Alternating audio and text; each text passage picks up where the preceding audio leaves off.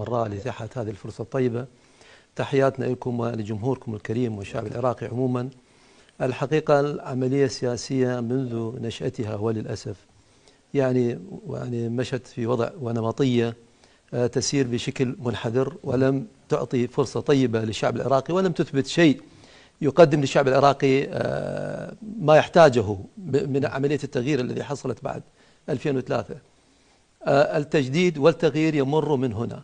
هذا الفشل وهذا التراجع وهذا التأخير في استحقاق تنفيذ حقوق الشعب ومطالب الشعب يستدعي ويستلزم أن تكون هناك دماء جديدة ترفض العملية السياسية وتتبنى عملية التغيير. القالب القديم الذي والنمطية السابقة التي عهدها الشعب العراقي في الأحزاب السابقة لم تتغير ولن تتغير، يعني هذه خذوها مني.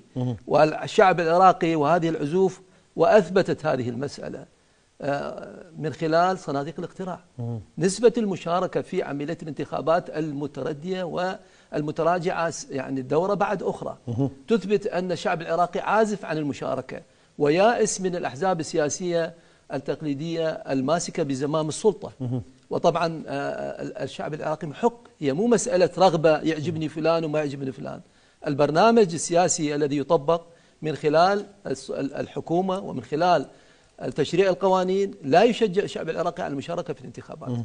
من هنا بدأ احنا يعني يفترض أن الأحزاب السياسية الماسكة للسلطة يفترض من خلال يعني الأمانة والمسؤولية أن تعطي فرصة لأحزاب ناشئة جديدة أن تأخذ طريقها. طبعا هذا الأمر يعني لا يمكن أن يتم إلا من خلال آلية عمل ديمقراطية تعطي فرصة للأحزاب الناشئة.